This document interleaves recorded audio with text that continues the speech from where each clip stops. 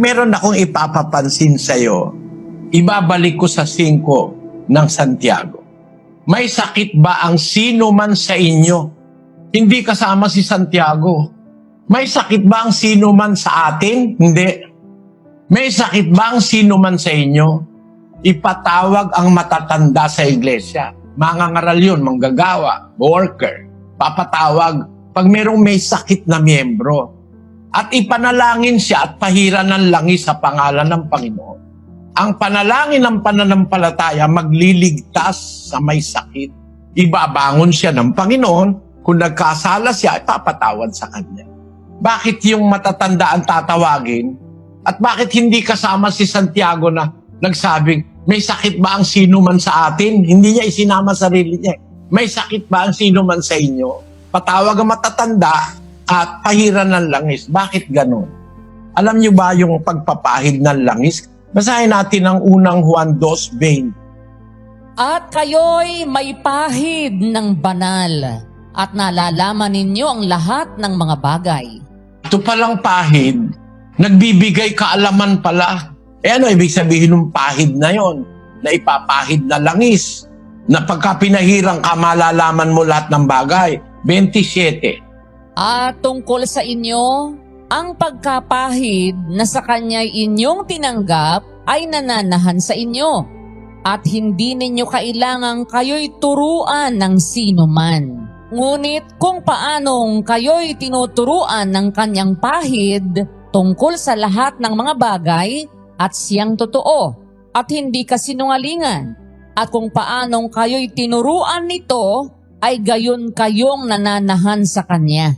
Ang pahid pala, aral, turo. Tungkol sa inyo, sa pagkapahid sa kanya, inyong tinanggap. Sa miyembro yan eh.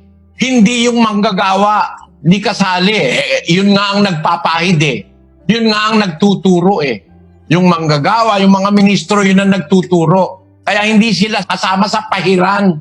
Kung may sakit ang sino man sa inyo, ipatawag yung matanda, yung manggagawa, papahiran siya ng langis. Ano yung pagpapahid? Sa spiritual na kahulugan, ang pagpapahid, tuturuan siya.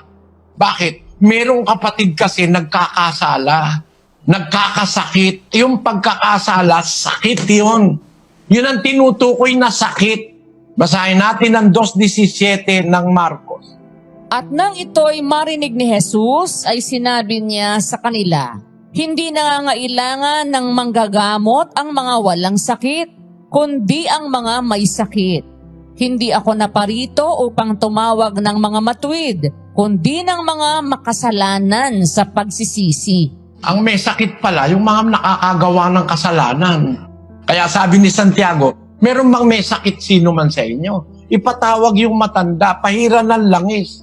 Pahiran ng langis, turuan, pangusapan, pagsalitaan ng salita ng Diyos. At yung kanyang sakit na kasalanan, mapapatawad, ibabangon siya ng Panginoon. Gagaling siya sa kanyang pagkakasala na yon. At yung kasalanan niya, ipapatawad sa kanya, yun ang sabi ni Santiago. Ang sakit, sakit ng pananampalataya, kasalanan. Kaya ang kailangang ipatawag, hindi doktor, ang ipatawag, manggagawa. Kasi yung manggagawa ang magpapahid. Ang ipapahid, aral, ituturo. Basahin natin ang Tito 1:13. Ang patotoong ito ay tunay, dahil dito'y sawayin mong may kabagsikan sila upang mangagpakagaling sa pananampalataya.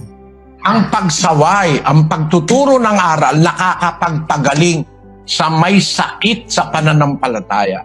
At ang sakit sa pananampalataya, yan po ay ang pagkakamali, pagkakasala, pagkalihis.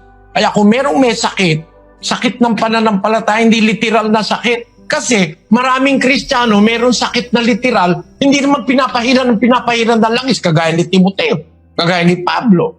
Si Erasto, iniwan ko, may sakit sa Mileto. Maraming may sakit eh. Kung lahat ng may sakit, papahiran mo, gagaling nga. Kasi ang salita ng Diyos, hindi pumapaltos yan eh. Kung totoong lahat ng may sakit, papahiran mo, walang mamamatay sa iglesia. Kasi gagaling eh.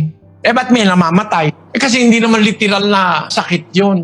Sakit ng pananampalataya yon, kasalanan yon, pagkakamali, paglabag. Kaya pagka merong lumalabag, may sakit sa pananampalataya, merong maling gawain, ipatawag yung matanda. Tapos pahiran sila ng langis sa pangalan ng Panginoon. Ipanalangin at siya'y ibabangon ng Diyos. Gagaling siya sa kanyang sakit at ipatatawad sa kanya ang kanyang kasalanan. Ito po ay sakit na kasalanan. Uulitin ko kapatid pakinggan mo po May sakit baga ang sino man sa inyo? Ipatawag niya ang mga matanda sa iglesia at ipanalangin nila siya. Napahira nila ng langis sa pangalan ng Panginoon. At ang panalangin ng pananampalataya ay magliligtas sa may sakit at ibabangon siya ng Panginoon. At kung nagkasala siya, ay ipatatawad sa kanya. Magpahayagan nga kayo sa isa't isa ng inyong mga kasalanan. Kita nyo, at ipanalangin ng isa't isa ang iba upang kayo'y magsigaling. Di yung sakit na tinutukoy ay kasalanan. Panalangin ng isa't isa ang iba upang kayo'y magsigaling. Sakit ng pananampalataya, mas mahalaga yan kaysa sa langis na, literal na langis. Ngayon, yung panalangin, hindi naman po yun. Bawal ipanalangin yung may sakit na literal. Hindi po bawal yun. Kasi anumang bagay na ating kailangan sa Diyos, malaking nagagawa ng panalangin.